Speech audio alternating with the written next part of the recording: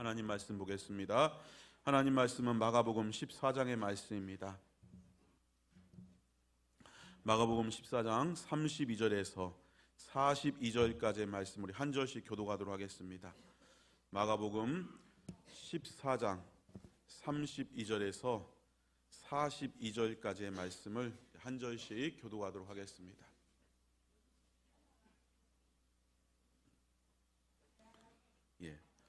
신약성경 80쪽입니다. 그들이 겟세마네라 하는 곳에 이르매 예수께서 제자들에게 이르시되 내가 기도할 동안에 너희는 여기 앉아 있으라 하시고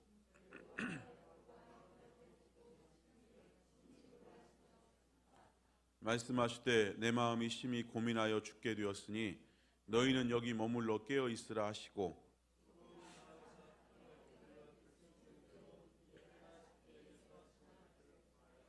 이르시되 아빠 아버지여 아버지께는 모든 것이 가능하오니 이 잔을 내게서 옮기시옵소서.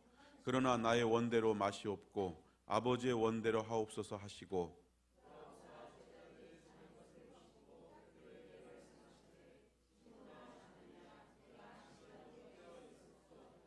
시험에 들지 않게 깨어 있어 기도하라. 마음에는 원이로되 육신이 약하도다 하시고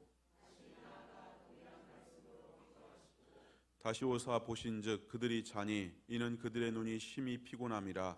그들이 예수께 무엇으로 대답할 줄을 알지 못하더라.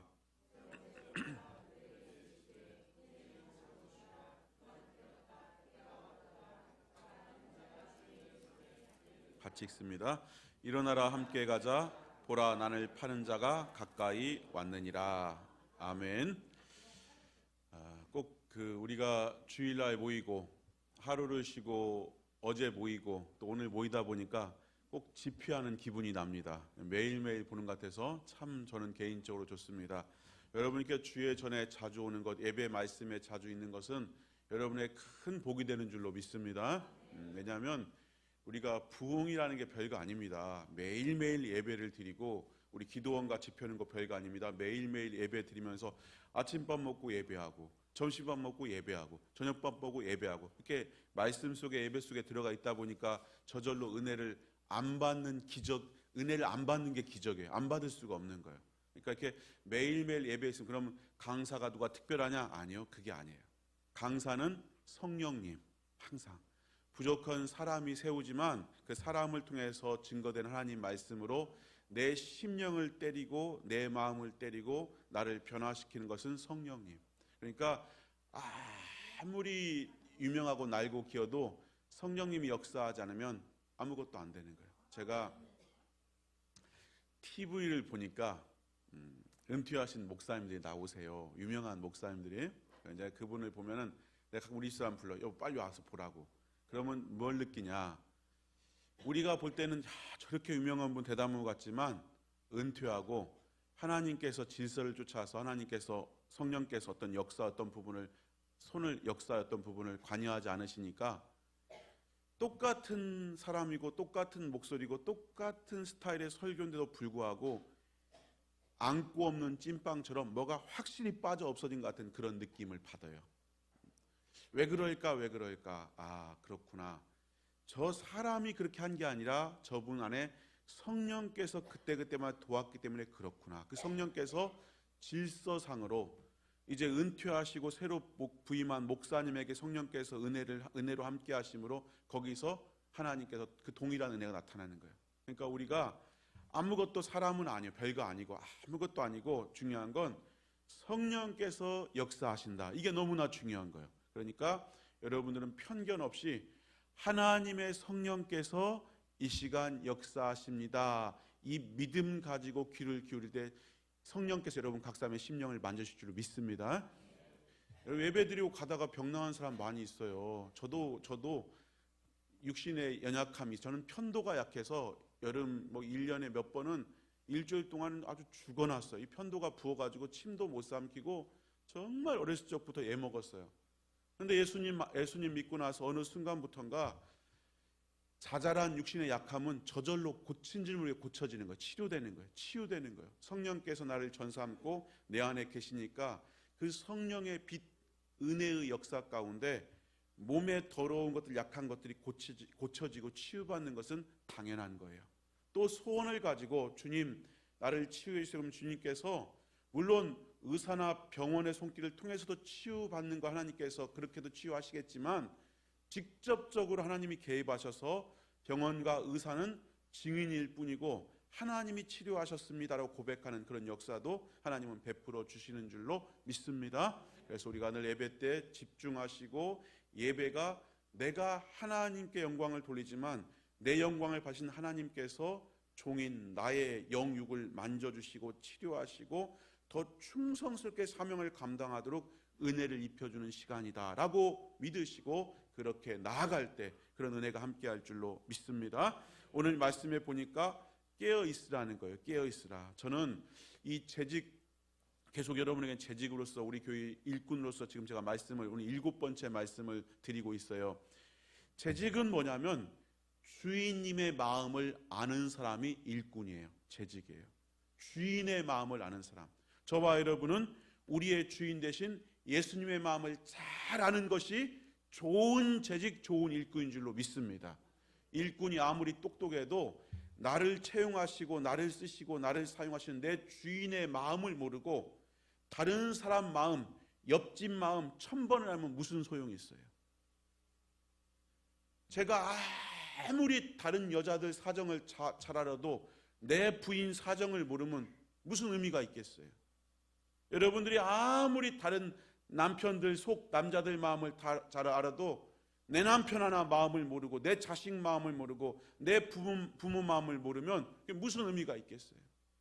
저와 여러분은 세상 어떤 마음보다도 어떤 세계보다도 내 주님 예수 그리스도의 마음을 누구보다 잘 알아야 될 사람들, 예수 믿는 하나님의 자녀인 줄로 믿습니다. 그래서 하나님 마음을 잘 알아야 돼요. 주님의 사람은 그러니까 무엇보다도 주님의 뜻을 따라서 충성되고 주님을 바르게 섬기는 사람이 주님의 사람들입니다. 고린도전서 4장 2절에 보면 그리고 맡은 자들에게 구할 것은 충성이니라. 마태복음 24장 45절에 예수님께서 친히 하신 말씀이 충성되고 지혜 있는 종이 되어 주인에게 그 집 사람들을 맡아 때를 따라 양식을 나눠줄 자가 누구냐 예수님 말했어요. 그러므로 주님의 뜻을 따라 충성되고 지혜 있는 종으로 바르게 섬기는 저와 여러분 되기를 주의 이름으로 축복합니다. 그러기 위해서는 주님의 마음을 알아야 돼요. 주의 뜻을 알아야 돼요. 어떻게 주님의 마음을, 주님의 뜻을 알 수 있습니까? 근본적으로 하나님의 마음은 성경 속에 너무나 잘 나타나 있습니다. 그러니까 성경을 통해서 주님의 마음을 알 수 있는 거예요. 가장 쉽고도 정확하고도 확실한 방법은 성경을 통해서 하나님 마음을 깨달아 알아야 되는 거예요. 신령한 은사 받은 암흑의 권세가 나에게 이렇게 말해주더라, 누가 말해라, 그게 아니에요. 가장 기초가 되고 가장 근본이 되고 가장 정확한 것은 성경을 읽으면서 아하, 하나님이 이것을 기뻐하신다고 써있다. 하나님 이것을 싫어하신다고 써있다. 하나님이 이렇게 살라고 써있다. 이렇게 살지 말라고 써있다. 성경에서 하나님의 말씀을 통하여 그 뜻을 발견하고 그 뜻대로 준행하는 것이 하나님의 마음을 알아주는 사람 1등 재직의 첫 번째 조건인 줄로 믿습니다. 그러니까 하나님 말씀을 들어야 돼요. 하나님 말씀을 듣지 않고 어디 막 신령한 음성, 신령한 은혜, 어떤 은사, 어떤 것들을 추구하다 보면 무슨 일이 발생합니까? 그 신령하다고 듣는 소리와 그것들이 하나님의 진정한 말씀인지 아닌지 분별을 못하는 거예요. 아무리 은사자라도 아무리 목사라도 아무리 대단한 사람도 어떻게 우리가 그걸 분별할 수 있습니까? 그 기준이 뭡니까? 성경이에요. 성경. 하나님 말씀이 그것을 지지하면 그게 옳은 거지만 하나님 말씀에 여기면 틀리면 그건 틀린 거예요. 그러니까 영 분별, 하나님 말씀 진리와 비진리의 분별, 하나님의 감동과 원수막의 속임을 분별의 모든 기초에는 뭐가 있느냐? 하나님 말씀이 있어야 돼요. 그래서 하나님 말씀을 여러분 열심히 읽고 듣고 배우고 믿어야 되는 거예요. 하나님 말씀. 하나님 말씀의 진리가 바로 서 있으면 삐뚤어진 것, 잘못된 것 그저 볼 수 있는 거예요. 내 눈이 삐뚤어지면 다 삐딱하게 보이지만 내 눈이 바로 서 있으면 삐뚤어진 것, 바른 것 분별 가능한 것처럼. 왜 이단 사이비에 사람들이 빠져나갑니까? 그들이 너무 사랑이 많아서, 너무 잘 가르쳐서? 아니요, 내가 똑바른 진리의 기준이 없기 때문에 빠져 들어가는 거예요. 정확하게 그걸 인정해야 돼요. 아, 이거 아니라고. 뭘 아니긴 아니에요. 내가 무식해서 빠지는 거예요. 무식해서. 내가 다른 건 똑똑할지 모르지만 진리인 하나님 말씀에 무식하고 무지하기 때문에 가짜에 속아 넘어가는 거예요. 교회 10년 다녔는데, 20년 다녔는데, 교회를 다녔지 당신의 20년이, 당신의 30년 신앙생활이 하나님 말씀 앞에서 30년입니까? 20년입니까? 질문할 때 정말 자신 있게, 예, 내가 교회 다닌 20년, 30년은 철저하게 예배 때 말씀에 집중하고 그 말씀을 붙잡고 씨름하며 그 말씀대로 준행하게 애썼습니다. 그렇게 자신 있게 말할 수 있어요? 그렇다면 절대 이단에 안 빠져요. 사입이 안 빠져요. 우리 한국교회 여러분, 우리의 문제가 뭐예요? 목사님, 내가 예배 때 그건 뭐 하겠어요? 말씀 듣지. 근데 그 말씀을 내 편식한다는 거예요. 편식. 내가 듣기에 내 마음에 위로가 되고 내가 내 귀에 안 거슬린 말은 아멘 아멘. 그런데 좀만 거슬리고 기분 상하면 저거 목사같이 딴 생각 하는 말이야, 저거 딴 생각, 딴 계획, 어떤 의도 가지고 저렇게 하는 말이야. 그렇게 편식하기 시작하니까 실제로 진리가 들어오지만 그 진리가 나도 모르는 사이 편식하는 잘못된 개념 속에서 하나님 말씀을 받아치는 거예요.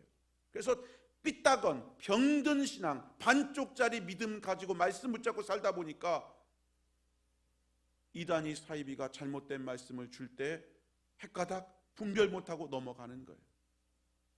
제가 참 감사한 것은, 저는 부족한데 제 전에 선배들 목사님이 정말 목회를 잘하신 것 같아요. 제가 가끔 우리 집사님 그런 말 하거든요.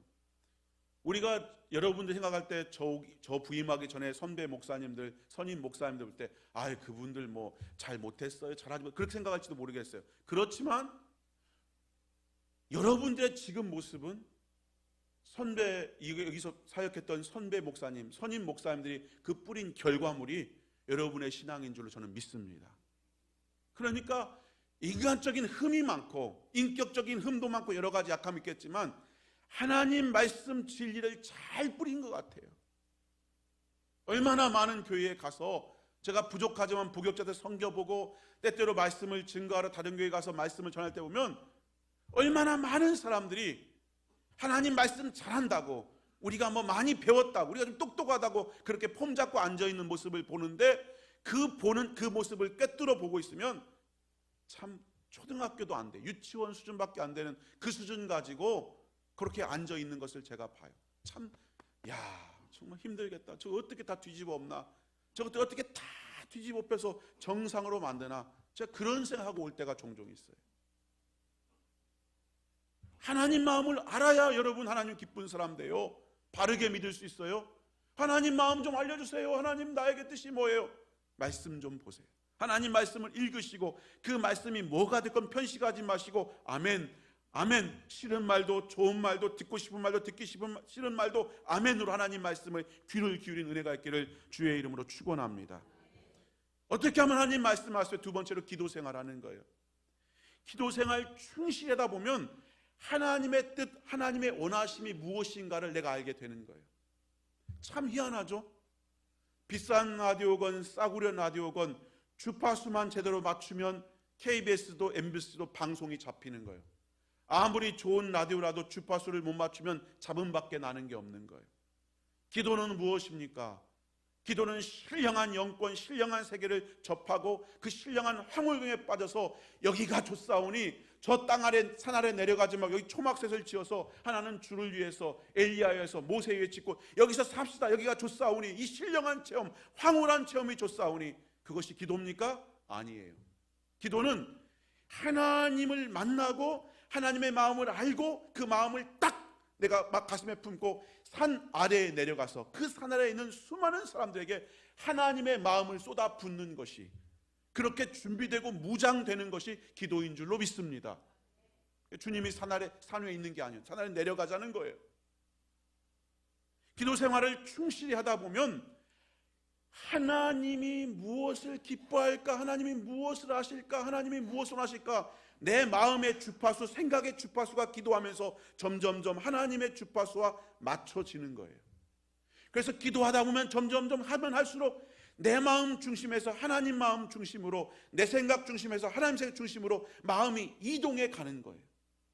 주파수가 맞춰져요. 그래서 점점점 내가 주의 음성을 듣지 않아도 이렇게 하는 건 하나님이 기뻐해, 이렇게 이거 하나님 싫어해, 하나님 안 좋아해, 자기가 즉시로 깨닫기 시작하는 거예요.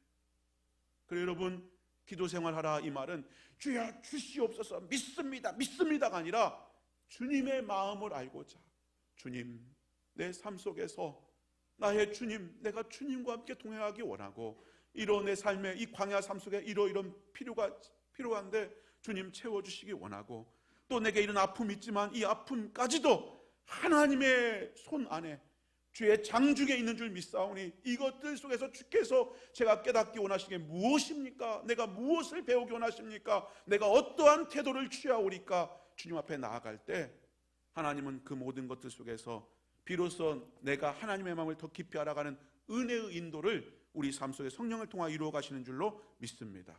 기도 생활하세요. 기도하시는 분과 기도하지 않는 분은 언어가 달라요. 똑같은 말하지만 목사인 제가 이렇게 말하고 하는 거 들어오면 그냥 알아요. 저분이 기도를 겉멋으로 하는구나. 겉멋으로. 중심에 움직임이 없구나. 중심이 하나님께로 주파수가 맞춰져야 하는데 중심은 그대로 있으면서 입만 돌아간 거예요. 하나님께 입만. 몸은 여기 있어, 마음은. 입은 여기 있어도 마음이 하나님께로 돌아가 있는데 마음은 여기 있어, 입만 돌아가 있는 입만. 또 주님의 마음을 어떻게 알 수 있습니까? 선한 마음을 품고. 우리 풍천교회 성도 여러분, 세상 누구보다 착한 사람 되길 주의 이름으로 축원합니다. 너희 의가 바리새인과 서기관보다 더 낫지 못하면 결단코 하나님 나라에 갈 수 없다고 예수님 말했어요. 착하라 이 말이요. 너희들, 나를 따르는 너희들의 의가 바리새인보다 서기관보다 나아야 된다 이 말이요. 착하라 이 말이요. 교회 다니는 사람, 안 착한 사람 얼마나 많아요. 여러분, 교회 다니는 사람이 다 착해요, 안 착해요? 안 착하죠? 안만 따르면 다 착한 줄 알잖아요. 안 착해요. 안 착하다니까요. 아주 악질적인 사람 참 많아요. 그런데 예수님을 진짜로 믿고 진짜 교회 다니기 시작하면 그 사람이 변하는 줄로 믿습니다. 변해야 되는 거예요. 변해야 돼요. 어느 쪽으로 변해요? 착한 쪽으로 변해야 되는 거예요. 선한 마음을 품고 주님을 위해서 내가 헌신하고자 할 때 하나님의 뜻을 알게 돼요. 착한 마음을 품고 내가 주님을 위해 살아야지, 주님 기쁘게 하는 삶을 살아야지, 그렇게 마음을 먹고 살기 시작하면 하나님의 뜻을 알기 시작한다니까요. 그래서 나는 원하는 것이 여러분 정말 착한 마음을 품을 수 있어요. 착한. 또 한 가지, 육신의 욕심을 십자가에 못 박는 자기 부인의 삶을 살 때 주님의 마음을 알 수 있어요. 내 육신의 정욕을, 육신의 욕심을 십자가에 못 박아 죽여버리고 나를 부인하고 내 욕망과 욕심과 이기심과 쾌락과 탐심과 탐욕과 온갖 것들을 십자가에 못 박아버리고 나 자신을 부인하는 삶을 살아갈 때 하나님의 마음을 알게 되는 거예요. 오늘 저와 여러분 교회 나오면서 예수 믿으면서 신앙생활하면서 사심을 버리기를, 내 사심을 십자가에 못 박는 은혜가 있기를 주의 이름으로 축원합니다. 그럼 하나님 마음 알아요. 목사가 별거 아닙니다. 장로, 권사, 집사, 교회 10년, 30년, 50년 다니는 거 별거 아닙니다. 중요한 게 무엇입니까? 하나님 마음을 아는 것이 중요합니다. 그게 너무너무 중요한 것입니다. 그러기 위해서 하나님 가장 기본되는 말씀을 통해 하나님 마음을 알 수 있다. 기도함으로 내 마음의 주파수를 하나님께 맞춰갈 수 있다. 선한 마음을 좀 품어라. 착한 마음 좀 품어라. 착한 사람 되라. 착한 마음 가지고 주의 일에 헌신하고자 하면 주께서 만나주신다. 육신의 욕망, 욕심을 십자가에 못 박고 자기 부인의 삶을 살아갈 때 주님의 마음을 알 수 있다. 그렇게 주님의 마음을 아는 저와 여러분 되기를 축원합니다. 그 주님께서 제자들에게 오늘 뭐라고 말씀하십니까? 본문에 보니까 깨어있으라는 거예요. 깨어있으라. 깨어있으라. 네가 왜 내가 너에게 깨어있으라고 하는 줄 아느니? 이 겟세마네 동산에서 내가 죽게 되었다. 그러면서 주님께서 베드로, 야고보, 요한을 따로 불러서 옆에 멀찍이 두시고서 기도하러 가셨어요. 그러면서 나와 함께 깨어있자 그랬어요. 그런데 왜 주님이 나를 여기 구별에 데려왔는지, 왜 깨어있자 하는지 이유를 몰랐어요. 자빠져 자는 거예요. 3번이나 자는 거예요. 그러고 주님께서 뭐라고 합니까? 됐다는 거예요. 마태복음에 보면 뭐라고 나왔어요? 이제 자라 그래요. 이제 자라. 때가 되었다. 깨어서 기도할 때가 있는가 하면 이제는 깨어서 기도해도 아무 필요 없는, 이제 그냥 기도할 필요 없어, 그런 때도 있다는 거예요. 저와 여러분, 때를 놓치지 말고 깨어서 기도할 때 기도할 수 있는 은혜가 있기를 주의 이름으로 축원합니다. 제자들이 깨어있으라고 했어요. 오늘 우리 풍천교회 제자 여러분, 깨어있는 성도 되길 주의 이름으로 축원합니다. 뭐에 깨어있습니까? 믿음에 깨어있으세요. 먼저 믿음에 좀 깨어있으세요.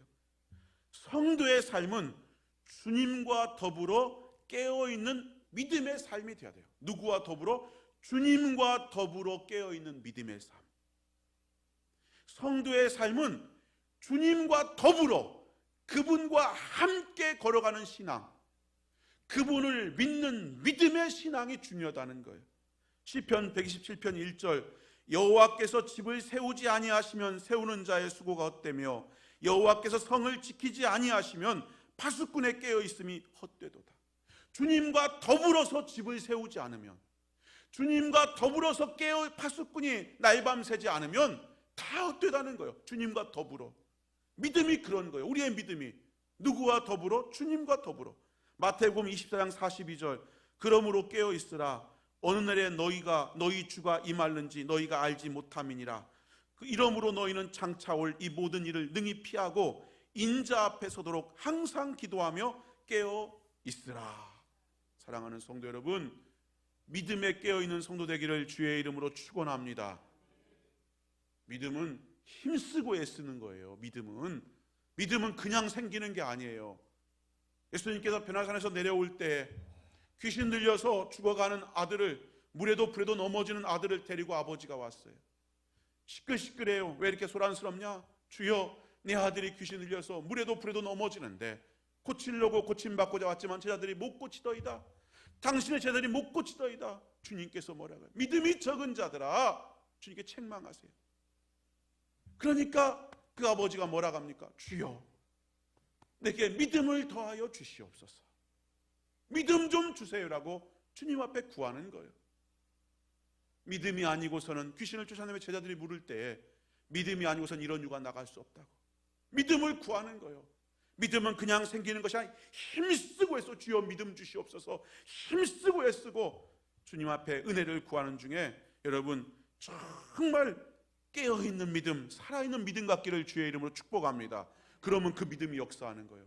그런 믿음이 커지면 커질수록 그저 말만 해도, 명령만 해도 너는 죽겠는데 나는 네가 살겠다는 거예요. 하나님 살게 하여 주옵소서, 그 병 몰아내 주옵소서. 저는 죽는다는 거예요. 나는 저 병이 나을 병이야. 병든 사람은 죽겠는데 정작 병 안 걸린 사람이 볼 때는 나을 병이야. 내 믿음은 큰데 정작 이 병에서 노인받을 당신의 믿음은 없어. 어떻게 해야 돼요? 주여, 내게도 믿음 주옵소서, 믿음 주옵소서. 오늘 저와 여러분 주님과 더불어 하는 신앙생활, 더불어 믿는 그런 귀한 믿음을 통하여 믿음의 축복을 누리는 저와 여러분 되기를 주의 이름으로 축원합니다. 또 주님의 마음을 알고 하나님을 기쁘시는 저와 여러분 깨어있으라 말씀합니다. 뭐에 깨어있습니까? 창세기 9장 20절 제가 읽어드릴게요.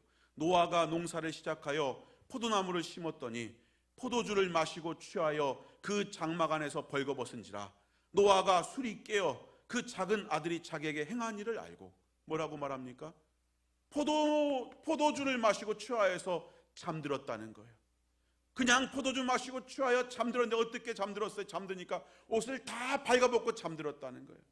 그 노아가 그 벌거벗고 잠드는 그 수치와 부끄러움을 자식들에게 다 보이고 며느리에게 보이고 난 다음에 뭐라고 합니까? 술이 깨어라고 깨어. 죄에 대해서 항상 깨어있기를 주의 이름으로 축원합니다. 죄에 대해서 깨어있지 못하면 취해가지고 자빠져 자면서 온갖 하체의 부끄러움을 드러내면서 나중에 죄에서 눈 깨고 봤더니 일은 다 저질러진다. 사사기 16장 19절, 들릴라가 삼손에게 자기 무릎을 베고 자기하고 사람을 불러 그 머리털 7가닥을 밀고 괴롭게 하여 본즉 그 힘이 없어졌더라. 들릴라가 이르되 삼손이여 블레셋 사람이 당신에게 들이닥쳤느니라 하니 삼손이 잠을 깨어 이르기를 내가 전과 같이 나가서 몸을 떨치려 하였으나 여호와께서 이미 자기를 떠나신 줄을 알지 못하였더라. 블레셋 사람들이 그를 붙잡아 그의 눈을 빼고 끌고 가사에 내려가 놋줄로 매고 그에게 옥에서 맷돌을 돌리게 하였더라. 죄의 잠이, 여자의 들릴라의 무릎을 베고 죄의 잠이 드니까 하나님이 자기를 떠나셨는데 알지를 못하는 거예요. 죄의 잠에서 깨지 못하니까 두 눈 다 뽑히고 짐승처럼 맷돌 도는 그런 비참한 인생이 되는 거예요. 남의 얘기입니까? 아니죠. 주의 마음을 알아야 될 성도가, 하나님의 백성이 나시리니 하나님의 마음을 알아야 되는데 그가 죄에 대해서 깨어있지 못하고 잠들어 있으니까 그 비참한 모습이 되고 마는 거예요. 잠언 6장 9절, 게으른 자여 네가 어느 때까지 누워 있겠느냐, 네가 어느 때에 잠이 깨어 일어나겠느냐.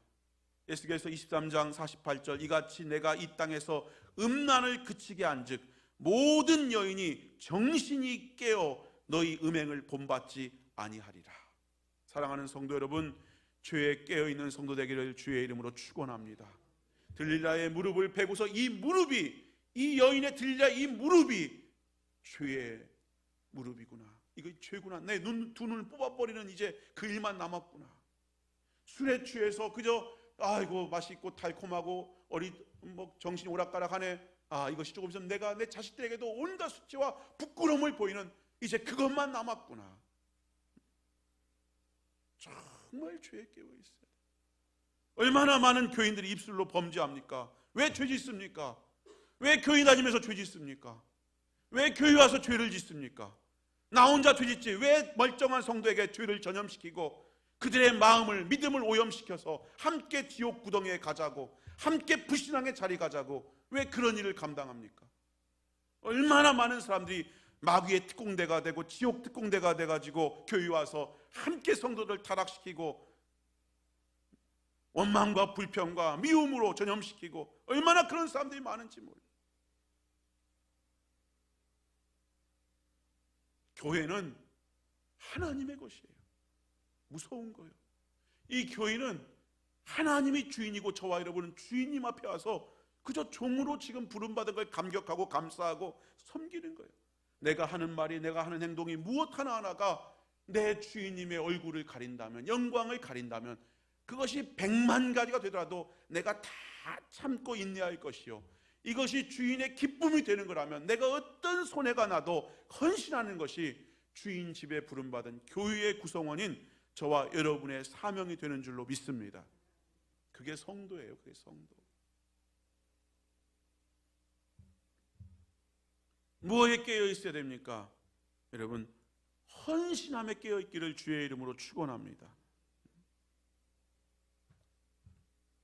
제가 학생 때 다니던 교회 그 목사님이 그런 말을 했어요. 제가 세례를 받고 나오는데 그 마당에서 저를 만났어요. 그러니까 저는 그 목사님이 교회가 크지 않으니까 기억할 수도 있겠고 아니면 뭐 우연히 말할 수 있겠지만 저한테 그러는 거예요. 근데 이제 학생이니까, 얘야, 너 온실 속에 화초를 불어오지 마라. 근데 그 말을 왜 나한테 한지를 모르겠어. 근데 나가는데 그래. 그래서 나는 말이, 온실 속의 화초는 겨울에는 시원하고, 겨울엔 따뜻하고, 여름에는 시원하고, 주인이 온도 맞춰주고 물 주고 다 보호해준다. 그리고 사람들이 이쁘다 아이고 아름답다 다 칭찬한다. 그런데 하나님께서는 하나님의 집을 지을 때, 성전을 지을 때 온실의 화초를 갖다 쓸 수가 없고, 저 사람들이 칭찬하지 않고 보지 않는 저 눈비를 맞으며 뜨거운 태양을 맞으며 저 들판에 자랐던 그 나무를 가져다가 성전의 기둥으로 세운단다. 온실의 화초를 부러워하지 말고 들판에 저 거목, 저 나무 같은 사람, 그런 신앙이 되어야 한다. 그런 말씀하셨어요. 잊지를 못해 제 그 말을.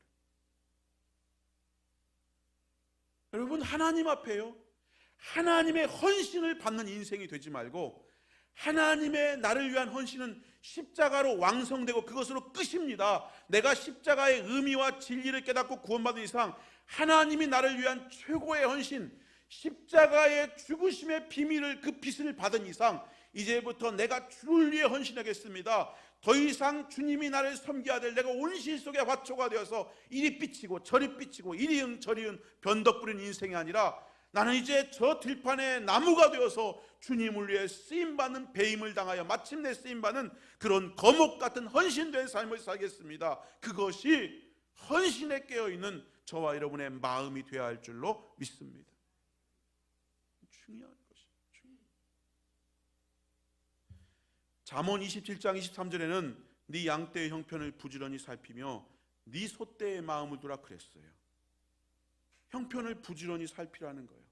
먼저 주님 앞에 헌신된 재직의 일꾼이 그 주님의 소유된 교회와 교회 공동체를 위해서 마음을 쏟고 관심을 가지고 그렇게 헌신하게 되는 줄로 믿습니다. 그래서 역할이라는 것, 사명이라는 것, 내 위치, 지위라는 것이 얼마나 중요한지 몰라요. 근데 그것을 먼저 내 위치와 역할과 사명을 발견할 때 어디에서 내 위치와 지위와 사명의 자리를 정하느냐? 하나님의 관점에서 부르심 받은 내 위치, 내 신분, 내 역할을 봐야 되지, 사람의 눈에서 내 위치와 지위와 신분을 보기 시작하면 사람이 교만하고 폼 잡으려고 그래요. 자꾸 높아지려고 그러고 사람들 칭찬받는 거 쫓아다니려고 그러고. 그게 아니에요. 헌법책을 제가 좀 뒤져봤어요. 오늘 재직 핑하면 재직 여러분들 가르치려고 하는 거니까. 우리 장로교 헌법책 6장 39조에는 장로의 직무에 대해서 이렇게 말하고 있어요. 장로는 교회의 택함을 받고 7위의 회원이 되어 목사와 협력하여 행정과 권징을 관장한다. 장로는 교회의 신령상 관계를 살핀다. 장로는 교인들이 교리를 오해하거나 도덕적으로 부패하지 않도록 교인을 권면한다. 장로는 권면하였으나 회개하지 않는 자가 있으면 당회에 보고한다. 내 지위와 역할을 장로교 총회 헌법은 뭐라고 규정하고 있습니까? 목회자와 협력해서 행정과 권징을 관장하는데 신령상 관계를 살핀다는 거예요. 교리를 오해하여서 이단과 사이비성이 있는 사람들, 도덕적으로 부패한 사람들, 그들을 권면하고 그들을 회개케 하고 바른 길로 이끄는 것이 장로의 역할이라는 거예요. 내게 주어진 역할이 뭐냐? 이 역할을 바로 감당하려면 내가 도덕적으로 부패하지 않아야 되고, 내가 하나님의 말씀을 오해하지 않아야 되고, 내가 신령한 신앙생활을 감당해야 신령상 잘못된 것과 그런 거 분별할 거 아니겠어요? 헌신함에 깨어있기 위해서 재직 여러분의 첫 번째, 우리 장로님들 정말로 도덕적으로 바로 서야 되고요, 내가 깨끗해야 내가 너 이 죄 묻었어, 너 눈에 들보 있어 가르칠 거 아니겠어요? 신령상, 신령한 관계를 살피려면 내가 내 믿음 생활 똑바로 해야 되는 거예요. 제가 옛날에 내가 잊지를 못해요. 김재수 장로님이 살아계셨을 때 저한테 그래요. 장로님이 목사님 내가 별소리 다 무슨 소리 들었습니까? 은퇴한 장로님들이 모였는데, 그게 장로님들이 모여 일반인도 같이 섞여 모였나 봐, 연세 드신 분들. 근데 거기서 어떤 장로님이 하는 말이, 그 많은 사람들, 내가 어느 교회 장로가 유명한 사람 다 아는데 거기서 하는 말이, 나 예수 안 믿어? 그러더라는 거예요. 그 은퇴하신 장로님께서 예수 믿는 장로님들과 예수 안 믿는 그 나이 또래 친구들이 모인 그 밥 먹는 자리에서 하는 소리가 무슨 대화가 오가는지 모르겠지만 하여간 그 거두절미하고 그 중심에 무슨 말이 있었어요? 나는 예수 안 믿어. 예수 안 믿고도 지금까지 교회를 수십 년 다녔고 장로도 이렇게 감당했어. 그렇게 말하더래요. 장로님이 저한테 왔어요. 김재수 장로님이. 그래서 그 말 하는 거예요. 목사님 내가 큰 충격받았습니다. 무슨 충격받았습니까? 그랬더니 그렇게 말을 하더라는 거예요. 아무개가. 제가 그 이름을 말해 여러분과 상당수가 알 수 있을 이름이에요. 예수도 안 믿는 사람이 장로가 되었으니 무슨 신령을 알겠어? 신령? 예수도 모르는 사람이 교회의 장로가 되었으니 신령? 말씀, 기도? 뭘 알겠어요? 뭘 알겠어요? 아무것도 모르는 깡통이지. 그런데 그런 깡통 장로가 교인들에게 예수님이 이렇게 교의를 정하고 이렇게 일을 합시다, 저렇게 합시다. 웃기는 거예요, 웃기는 거. 운전면허 차 핸들도 못 잡은 사람이 내가 운전할게 하고 뒤에 운전면허증 가진 사람 다 앉혀놓고서 차 몰겠다고 똑같은 거예요. 이런 현실이 우리나라 한국교회에 벌어지고 있어요. 깨어 있어야 되는 거예요. 내가 하나님 종으로 헌신하고 바로 살려면 내가 도대체 누구냐? 사람들이 너는 장로감이야, 너는 목사감이야, 너는 권사감이야. 사람의 기준에서 사람의 눈으로 내 위치를 잡지 말고 하나님 보실 때 내 위치. 나 하나님 안 믿는데? 하나님 있는 거면 모르겠는데? 그 하나님의 관점에서 나를 보니까 내가 있는지 없는지도 모르는 하나님을 어떻게 장로 역할을 해? 어떻게 목사가 돼? 어떻게 집사가 돼? 나 못해. 그렇게 나와야 되는 거예요. 성경에 보면은 권사에 대해서 우리 총회헌법에 뭐라고 말합니까? 52조에 보면 권사의 직무. 권사는 교회의 택함을 받고 재직교 회원이 되며 교역자를 도와 궁핍한 자와 환난당한 교우를 신방하고 위로하며 교회의 덕을 세우게 힘쓴다. 권사가 뭐예요? 교역자를 도와서 궁핍한 자, 환난당한 교우를 신방하고 위로하고 교회의 덕을 세우기에 힘쓴다는 거예요. 뭐 하라는 거예요? 결론은 교회의 덕을 세우라는 거예요. 권사님이 되면 환난당한 자, 약한 자, 병든 자, 가난한 자, 어려움 당한 자를 찾아가서 위로하고 그들을 위로하고 그들에게 지팡이가 되어지고 그래서 교회의 덕을 세우라는 거예요. 근데 우리 교회 권사님들 내가 권사가 그런 거구나. 집사 다음 단계가 권사가 아니라 권사의 직이 뭐냐면 교역자를 목회자를 도와서 궁핍한 자, 환난당한 교우를 신방하고 위로자, 바나바와 같이 위로자가 되는 것이구나. 교회의 덕을 세워야 되는구나. 그런데 교회 와서 사람들에게 기분 나쁜 상처 주는 말을 하고 행동하고 교만하고 어리석고 우둔하게 행하여서 교회의 덕을 깎아내린다면 그게 권사예요? 아무것도 아니지. 내가 권사가 되었을 때 권사가 뭘 하는 것이냐? 그렇구나. 목사의 종이 아니라 하나님의 내가 종이구나. 내가 하나님의 영광에서 하나님의 권속들, 그들의 아픔을, 그들의 형편을 내가 말 한마디가 천냥빛 갖는다고. 집사님 그런 일 당하고 힘들었죠? 내가 집사님의 기도할게요. 주일날 만났을 때 그저 예배 드리는 얼굴 봐서 저분이 저번 주 오늘 얼굴빛이 다르네. 2주 동안 안 보이는데 오늘 봤네. 그러면 집사님 뭔 일이 있었어요? 집사님 얼굴을 안 보니까 혹시 내 염려가 돼서 오늘 얼굴 보니까 참 반하고 고맙네요. 이렇게 말하는 거. 이게 말 한마디지만 얼마나 교회의 덕을 세워요. 목사의 어떤 설교에서 은혜 못 받고 나가다가도 그런 권사님 말씀 한번 들으면 은혜 받는 거예요. 내가 교회를 잘 나오는구나. 좋은 교회 다니는구나. 권사님들은 수다장이가 돼야 되는 거예요. 수다장이. 어떤 수다장이? 남들 칭찬하는 수다장이. 왜 나 칭찬 안 하는데? 아니 내가 이 권사인데 왜 니들 왜 나 안 알아줘? 그 권사 아니, 아무것도 아닌 거예요.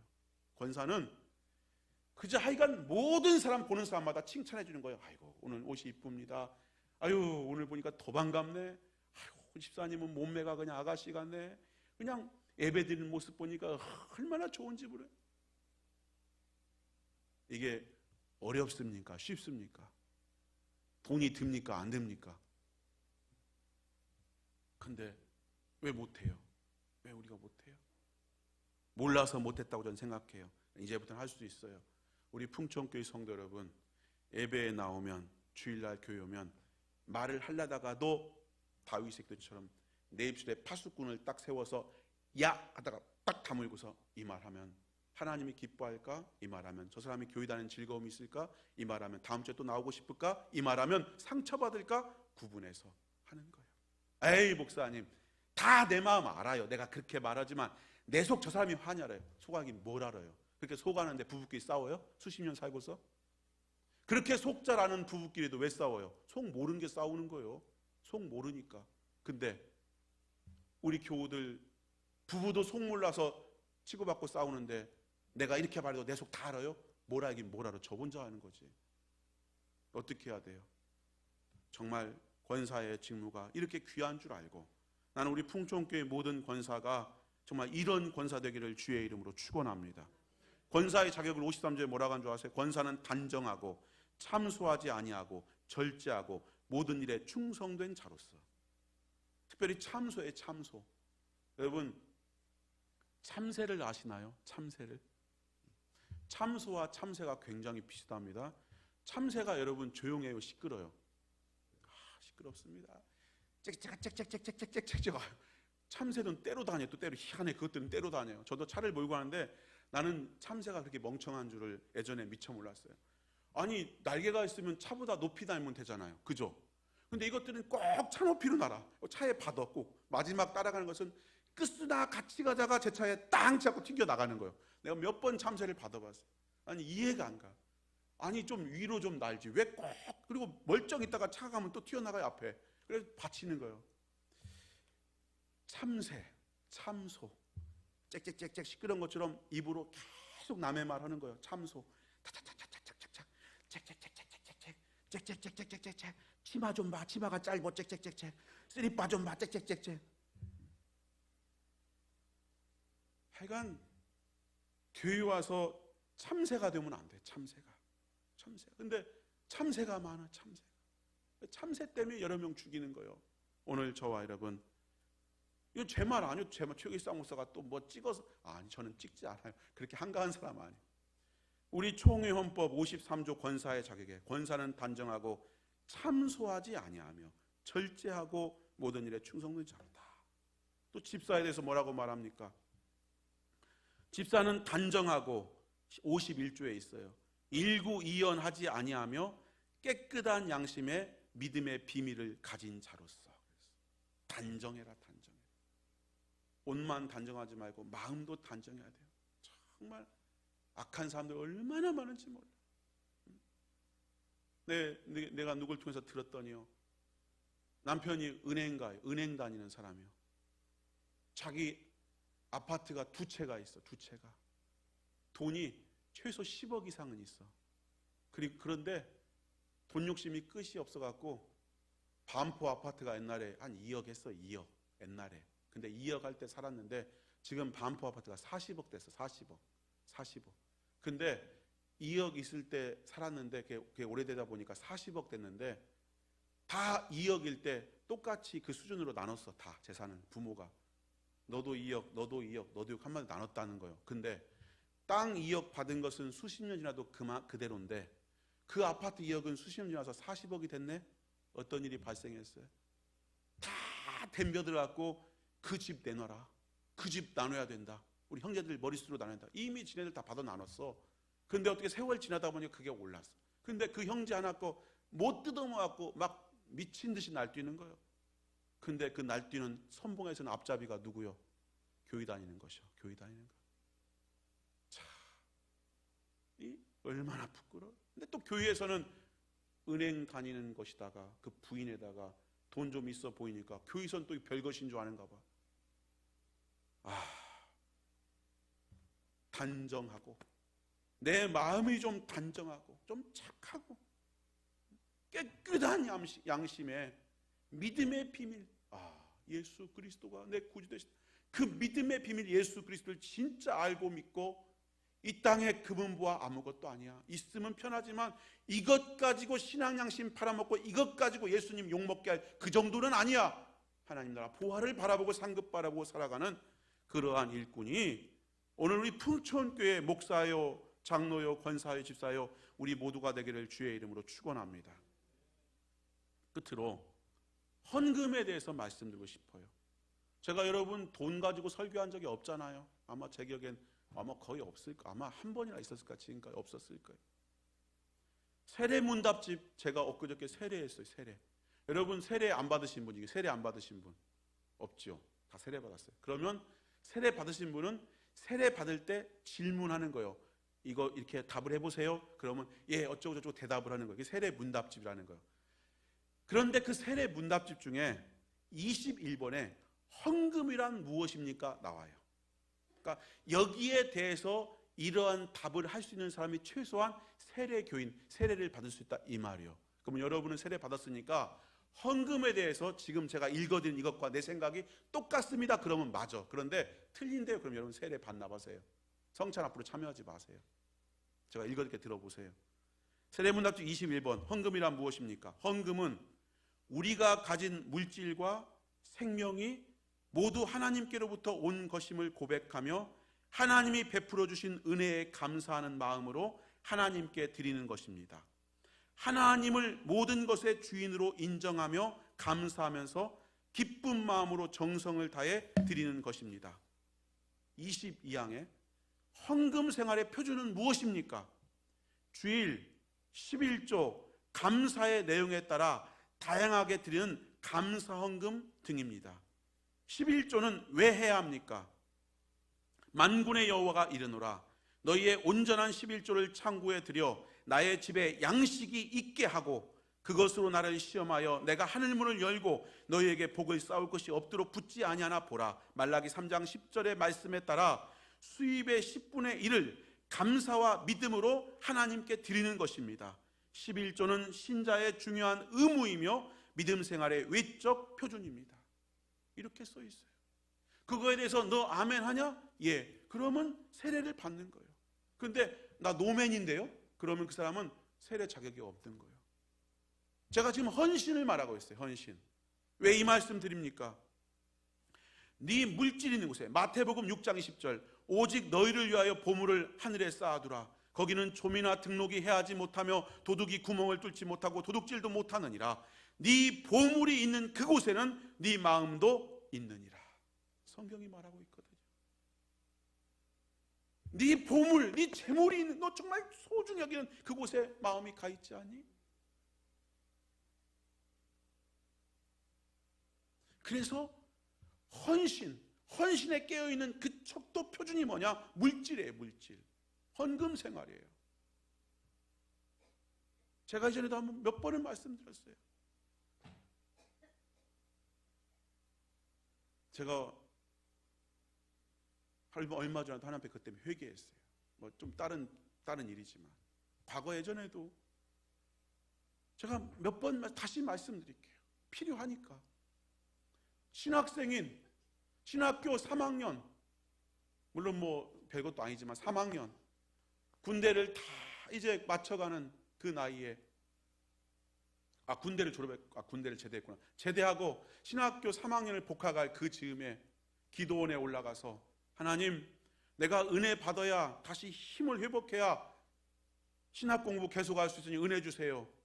금식 기도원에 가서 금식한다고 올라가는데 그래도 예수 먼저 믿은 누님이 너 금식 기도원 가는데 혹시 필요할지 모르니까 돈을 10,000원짜리를 주는데 그 10,000원짜리 파란 잎사귀가 뭐 크다고 그거 잘 넣어놓고 그리고 금식 기도원 기도하는데 헌금 시간이 된 거예요. 그래서 나는 몰랐는데 헌금을 하는데 아무리 생각해도 헌금을 하긴 해야 할 것 같은데 이 10,000원을 내긴 너무나 아까워. 10,000원, 1,000원짜리 좀 바꿔주시오. 그럴 수도 없을 것 같아. 그래서 생각했어. 그럼 나는 10,000원 헌금 못한다. 그리고 생각해 보니까 지갑에 뭐가 있어요? 1,000원하고 100원짜리 2개인가 50원짜리 2개인가 있는 거예요. 근데 이것은 지하철비야. 지하철비. 삼각산 기도원에서 돌아오려면 지하철비가 필요해요. 이건 헌금을 못해. 그래서 헌금을 안 했어요. 근데 첫날은 무사히 지나갔어요. 둘째 날 됐어요. 기도원 원장이 빨래 빤대요. 기도원 이불을 빤대요. 그리고 밥 굶은 사람 다 나와서 빨래 빨으라네. 아니 밥 먹은 놈들도 빨래 빨라면 힘든데 그 기도원의 산더미 같은 이불을 아니 밥 굶어서 지금 배고파 살겠는데 젊다고 쌩쌩해 보인다고 빨래 빨으래요. 그래가지고 밥 굶고 그 빨래 다 빨았어. 다 빨았어. 기도하러 와서 빨래 빨다가 가게 생겼어요. 밤이 됐어요. 그런데 하여간 내가 은혜를 받아야 되니까 불평하지 말고 집중하는데 사람들이 내려와. 그 삼각산 기도원에 비닐 뒤집어 쓰고 날 세워 기도하는 사람이 밤에 기도원 기어 들어오는 거예요. 그래 기도하는데 아니 나는 지치기도 하고 피곤하기도 하고 잠도 이래. 그런데 늦게 온 하나가 막 어찌나 뜨겁게 기도하는지 야 정말 저 사람 은혜 다 받는 것 같다 생각했어. 다음날 새벽 되니까 또 그 사람이 기도하는데 그렇게 잘하는 것 같아요. 근데 낮이 됐는데 그 사람이 없어요. 그래서 산에 갔는갑다 산기도 갔는갑다 했어. 그랬더니 시끌시끌해. 왜 그랬더니 내 방에 가봤더니 사람들이 다 도둑 맞았대. 지갑을 다 도둑 맞았대. 그놈이 도둑놈이었어. 그놈이 다 털어가 버렸어. 왜? 열심히 기도하니까 믿은 거야. 늦게 왔지만 나 저렇게 뜨겁게 기도하니. 그러니까 걔 혼자 방에서도 안심하고 지갑 다 놓고 나간 거야 그냥. 근데 이놈이 도둑놈이야. 내가 그때 알았어. 야, 도둑놈도 방언 잘하는구나. 응? 야, 이 도둑놈, 야 이거 잘해요. 진짜 같아. 그래 나는 어떻게 했어요? 그래 나도 후딱 봤지. 난 지갑은 없고 그 가방 한쪽 열었지. 그랬더니 이 도둑놈이 내 것도 훔쳐가네. 내 10,000원을 훔쳐간 거예요. 그 10,000원을. 내 이거 얼마나 군대 병장 월급이 10,000원인데 내 한 달 월급을 받았는데 그 일순간에 훔쳐간 거예요. 그래가지고 내가 그 10,000원 훔쳐갔는데, 근데 한편으로 감사해. 왜? 나 서울 지리도 못 오는데 그 1,200원도 같이 가서 나는 정말 큰일 날 뻔했는데 그 도둑놈이 내가 불쌍했나 봐. 10,000원은 가져가고 1,200원은 남겨놨어. 지하철 표값은. 그래서 내가 속으로 감사했어. 아, 도둑놈도 양심이 있구나. 타고 갈 차비는 남겨놨구나. 그리고서 이제 금식기도 끝나고 이제 가려고 이제 나가는데 그 기도원이 우리 교회가 똑같아. 헌금하면 저 문에 있어. 그러니까 헌금 바구니 문에. 그래가지고 이제 나가려고 하는데 갑자기 그 헌금 바구니가 막 눈에 막 들어오는 거야. 크게. 그래 내가 그 앞에 딱 그렇지. 그 전에 그 10,000원을 도둑 맞았는데 그때 내 마음에 뭔 생각이 팍 드느냐. 그 도둑 맞은 걸 아는 그 순간 들은 첫 번째 생각이 뭐냐면 이럴 줄 알았으면 헌금할 걸. 이럴 줄 알았으면 도둑 맞아 헌금할 걸. 얼마나 내가 도둑놈 심보요. 세상에 하나님이 그지간데 내가 못 쓸 거 남의 것 될 줄 알았으면 하나님께 주고 아니고 내 것 같으면 줄 생각 꿈에도 않고. 근데 나가는데 그 헌금하면서 그 마음이 딱 썰어는 거야. 무릎 탁 꿇었어요. 하나님 용서하여 주옵소서. 내 도둑놈입니다. 세상에 목회자 된다는 신학생 놈이 10,000원 있을 때는 지손에 있을 때는 이거 없으면 안 돼. 이거 중요해 필요해. 수만 가지 이유를 대더니 그거 도둑 맞아 남았고 되니까 첫 번째 든 생각이 그럴 줄 알았으면 하나님께 헌금할 걸. 내가 못된 놈입니다. 그지 아무것도 없고 지금 1,200원 있는데 이 1,000원 내가 지하철표 끄내니까 어쩔 수 없고 내가 이 적은 돈이라도 하나님께 헌금하겠습니다. 내 가진 것 전부입니다. 진짜 전부잖아. 잡표 빼면 200원이 전부지. 전부를 넣겠습니다. 딱 넣는데 하필이면 그날 헌금함이 텅 비었어. 아무것도 없는 거야. 땡 떨어지는데 통 하고 울리는데 막 누가 들을 것 같아.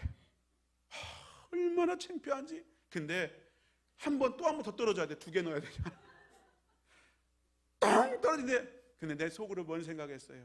그 소리가 이 주변에 누가 들어도 참 저놈 멀쩡한 놈이 동전 떤다. 그게 아니라 내 마음으로 울리는 거예요. 내 속을 땡땡 너 깡통이다 땡땡 네가 그런 놈이다. 내가 그래서 회개기도 헌금함 200원 넣고 회개기도 하나님 회개기도가 돌아갔어. 맞아요. 네 보물 있는 곳에 마음이 있더라니까요. 10,000원이 또 보물이라고 꼴에 그 10,000원 있는 곳에 내 마음이 있더라니까. 하나님보다 더 앞서더라고. 이거 안 돼. 이건 헌금 못 줘. 없어지니까 그때 하나님 생각하더라니까요. 여러분 건강 있고 시간 있고 정신 있고 물질이 있을 때 없어진 다음에 아이고 이럴 줄 알았으면 힘 좋을 때 예배 잘 드릴 걸 헌금 많이 오고 충성할 걸. 그러면 초기상 목사가 똑같은 놈 되는 거예요. 그러면 안 되는 거예요.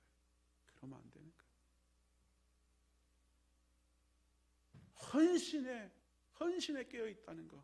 그 핵심에는 뭐가 있습니까? 뭐니 해도 돈이 있는 거예요. 물질. 저와 여러분 유다가 물질에 넘어지는 거예요. 발람이 물질에 넘어지는 거예요. 여러분 아세요? 남 이야기 아니에요. 솔로몬도 물질에 넘어진 거예요. 결국은 그 부유함이 넘어지게 만든 거예요. 실상은 물질의 지배를 받지 말고 믿음으로 물질을 지배하는 능력 있기를 주의 이름으로 축원합니다. 그래서 11조도 감사헌금도 감사. 내가 물질을 믿음으로 지배하는 거예요. 은도 내 것, 금도 내 것. 오늘 말라기 3장 10절을 저는 다시 이 말씀을 좀 읽을 때 깜짝 놀랐어요. 다시 한번 들어보세요. 만군의 여호와가 이르노라 너희가 너희의 온전한 11조를 창고에 들여 나의 집이 양식이 있게 하고 그것으로 나를 시험하여 내가 하늘문을 열고 너희에게 복을 쌓을 곳이 없도록 붙지 아니하나 보라. 우린 이것만 들었어요. 11조 들여서 하늘문을 열고 내가 너희에게 복을 쌓을 곳이 없도록 붙지 아니하나 시험하여 보라. 그런데 이게 중요한 말이야. 그 전에 말이 있어요. 뭐라냐? 너희의 온전한 11조를 창고에 들여 나의 집에 양식이 있게 하고. 그렇게 말했어요. 하나님의 집을 하나님이 어떻게 운영하시느냐? 헌신된 성도들의 손길을 통해서 아버지의 집을 부유케 하시더라. 저는 우리 풍천교회에서 사람들이 그럼 제가 이제 밖에 나오면 절대 말을 안 해요. 우리 교회가 얼마나 부자 교회인가. 우리가 보통 부자가 아니죠. 진짜 부자가 말을 안 해요. 그런데요, 제가 말은 하지 않지만 제가 정말 감사해. 자랑도 못해. 자랑하면 딴 교회 시험 될까 봐. 우리가 얼마나 부자인가 자랑하면. 근데 내가 감사한 게 이렇게 우리가 부자 교회, 이렇게 정말 부유한 교회가 된 게 어떻게 됐어요? 나의 집에 양식이 있게 하기 위해서 하나님의 창고에 감사의 예물을 10의 1줄 드리는 그 손길을 통해서 하나님께서 우리 풍천교회 이렇게 아름답게 세워지고 이렇게 부유한 교회로 더욱 축복하여 가시는 줄로 믿습니다. 헌신에 깨어 있으라. 저는 누가복음 6장 44절 말씀을 참, 사람을 대할 때마다 이 말씀을 참 깊이 새겨요. 여러분, 제가 되게 착해 보이지 않습니까? 우리 집 사람만 아멘해요. 제가 착하고요, 제가 안 싸납고요, 제가 되게 좋지 않습니까? 근데 누가복음 6장 44절 이렇게 말해요. 최길상아 들어라.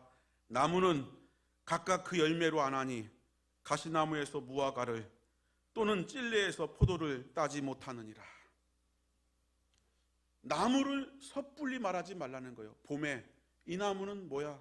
여름에 이 나무는 이거야 말하지 말라는 거예요. 가을 돼서 그 나무에서 어떤 열매가 맺히는 걸 비로소 볼 때 그 나무가 그 열매를 맺는 바로 그 나무라는 거예요. 저는 이 말 정말 많이 경험해요. 여보 천사 같은 사람 하나님이 보내줬어. 정말 저런 교인이 있으면 어디서도 개척하고 어디서 목회도 할 수 있을 것 같아. 아니요, 봄이 지나서 여름이 지나서 가을날 열매를 봤더니 아닌 거예요. 저 사람은 나를 좀 싫어하는 사람인가 봐. 내가 좀 목사로서 탐탁지 않은가 봐. 말도 막 불퉁불퉁하고 뭐 그래.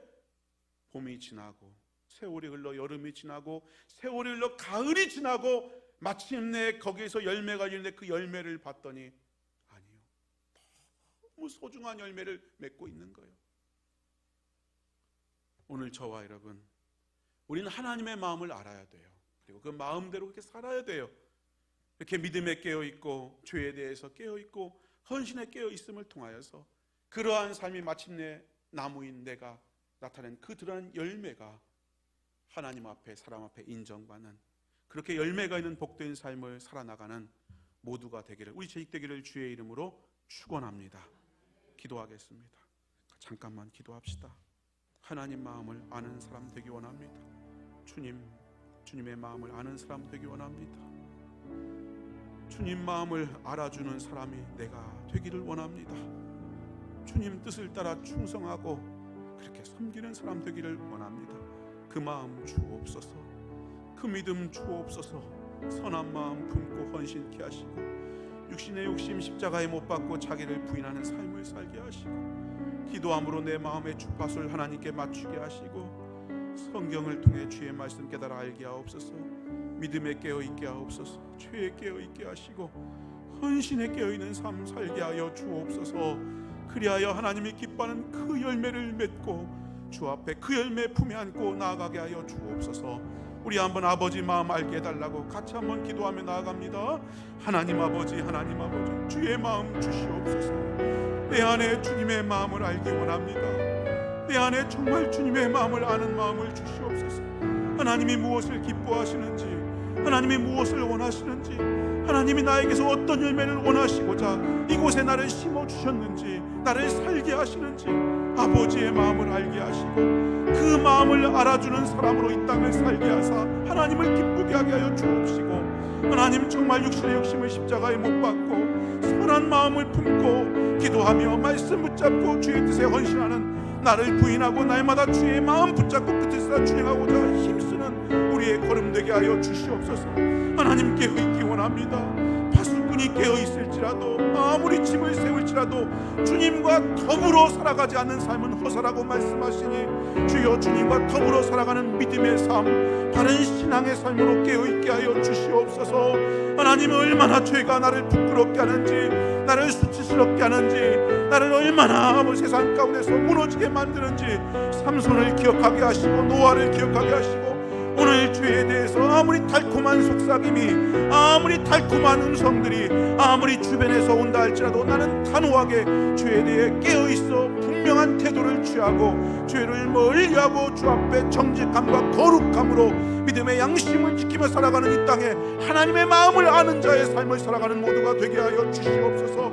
하나님, 주 앞에 헌신함으로 깨어있기 원합니다. 내 양떼 형편을 부지런히 살피라. 하나님의 마음을 살피고 내게 주어진 역할, 사명, 지위에서 하나님의 하신 뜻을 살핌으로 그렇게 목회자 역할, 장로 역할, 권사 역할, 집사 역할을 잘 감당하는 성도가 되기를 원합니다. 하나님, 주 앞에 깨어있게 하여 주옵소서. 주님 앞에 바로 살게 하여 주시옵소서. 아무것도 내 것이라 여기지 않고 주님의 것임을 고백하며 주께서 나에게 맡기셨습니다. 주님이 나에게 그것들을 사용할 수 있도록 누릴 수 있는 권을 주셨습니다. 이것이 축복입니다. 이것이 은혜입니다. 잠깐 주님으로부터 부여받은 것입니다. 이 사실을 고백하며 진정한 헌신, 진정한 감사, 진정한 충성, 나를 위해 헌신했던 십자가의 헌신, 그 헌신으로 하나님께서 나를 향한 헌신을 끝맺히고 이제는 내가 주를 향해 헌신하는 자의 삶으로 나아가는 거룩한 발걸음으로 축복하시고 인도하여 주시옵소서. 오직 성령의 충만함으로 이 결단을 도와주시고 이 중심을 붙잡아 주시고 인도하여 주시옵소서. 역사하여 주옵소서. 그러한 우리 풍천교회 성도들 가득하게 하여 주시옵소서. 한 번 더 기도하기 원합니다. 하나님, 우리 한국교회를, 또 한국교회 목회자와 성도들을 축복하옵소서. 이 나라를 변화시키는 빛이 되고 소금 되게 하시고 북한의 문 열어주시며 북한 복음화 역사를 이룰 수 있는 한국교회가 되도록 힘주옵소서. 이 나라 민족을 품고 같이 한번 기도합니다. 한 30초 기도합니다. 기도하겠습니다. 하나님 아버지, 하나님 아버지, 은혜를 감사합니다. 한국교회 허락하시고 이렇게 많은 교회를 세워주심을 감사합니다. 주님, 한국교회가 이 땅에 빛이 되기 원합니다. 소금이 되기 원합니다. 아버지, 마치 맛을 잃은 소금은 짓밟힐 뿐인데 우리가 얼마나 짓밟힙니까? 얼마나 교회가 손가락질 욕을 먹습니까? 도덕적인 타락이, 신앙적인 회의가, 믿음 없는 아버지 의식함이 아버지 이렇게 하나님의 영광을 가리고 교회의 능력들이 거룩함을 상실함으로 이렇게 힘없는 맥빠진 모습으로 얼마나 우리가 힘들어하고 있습니까? 하나님, 이제는 깨어있게 하여 주옵소서. 이제는 깨게 하여 주시옵소서. 자다가 깰 때가 주의 말씀 앞에 깨어있게 하시고 성령의 역사 가운데 깨어서 아버지 고넬료와 같은 성결한 심령으로 주님 앞에 상달되는 기도와 헌신을 통하여서 하늘의 감동이는, 하나님의 도우심이는, 하나님의 역사하시는 거룩한 삶을, 가정을, 교회를 이끌어가는 한국교회 되게 하여 주시옵소서. 목회자들이 깨어있게 하시고 장로님, 권사님, 집사님, 직분자들이 깨어있게 하시고 그렇게 아름다운 본을 남기는 발걸음을 따라서 믿음의 후배들이, 믿음의 후손들이 걸어오게 하여 주시옵소서. 이 땅을 불 밝히는 한국교회 빛이 되게 하시고 소금 되게 하시고 이 나라가 아버지 얼마나 타락했습니까? 얼마나 음란합니까? 얼마나 악합니까? 얼마나 우상 숭배합니까? 아버지, 얼마나 악하고 배역합니까? 곳곳에 동성애자가 넘쳐나고 마약이 넘쳐나고 아버지 재판이 구분돼 뇌물을 향해서 굽어지고 아버지 국회의원들은 아버지 살인사욕과 온갖 불우함을 행하며 떳떳하게 뻔뻔하게 드러나고 있고 얼마나 거짓과 모든 것들이 넘쳐나고 있습니까? 하나님, 얼마나 경제가 아버지 어려워지고 있습니까? 이 땅에 다음 세대가 소망을 잃고 있습니까? 이 모든 것들 빛이 빛을 내지 못하고 소금이 맛을 잃기 때문에 의인의 사람만 있어도 소돔과 고모라가 멸망하지 않을 터인데 이 땅에 아버지 우리 한국교회가 그 역할 감당케 하여 주시옵소서. 이 나라 살려주시옵소서. 이 나라 바로 세워주시옵소서. 정의와 공의가 강물처럼 하수처럼 흘러가게 하여 주시옵소서. 주여, 주께서 허락하셔서 북한의 문이 열릴 때 한국교회가 북한 복음화의 역사도 감당할 수 있는 그런 힘을 주시고 내주시고 그렇게 영적으로 무장하고 준비하였다 그 사명 감당케 하여 주시옵소서. 우리를 축복하옵소서. 인도하여 주시옵소서. 존귀하신 하나님, 감사합니다. 이 땅에 하나님의 복음의 빛이 들어오게 하시고 그 복음의 빛을 받고 우리가 하나님의 거룩한 자녀로 오늘 주 앞에 서게 하심을 감사합니다. 정말 하나님의 기쁨이 되는 그런 이 땅에 비치고 소금이 되는 풍촌교회가 되견하고 우리 모든 성도들 되기 원합니다. 주님, 붙들어 주시옵소서. 우리 가운데 약함이 있습니다. 질병도 있습니다. 부족함도 있습니다. 가난도 있습니다. 여러 가지 방황도 있고 어두움도 있습니다만은 이 모든 것 참빛 되신 예수님께서 우리 심령까지 더 강하게 임하시고 우리 모임 가운데 성령의 임재와 역사 속에서 이 모든 것들이 질병이 치료되고 어둠이 떠나고 원수막이 쫓겨나가고 약함과 악함이 고쳐지고 치료받고 해결되어서 주의 은혜와 능력 가운데 회복되고 소성할 뿐만 아니라 아버지, 이 거룩한 복음 가지고 세상에 증인된 삶을 살아가는 우리 풍촌교회 모든 성도 복된 성도들 되게 하여 주시옵소서. 한국교회가 또한 이러한 복으로 온전히 무장하여서 나라 민족을 살리는 교회가 되게 하시고 민족 복음의 역사를 감당하는 교회 되게 하여 주시옵소서. 감사드리며 예수님 이름으로 기도하옵나이다. 아멘.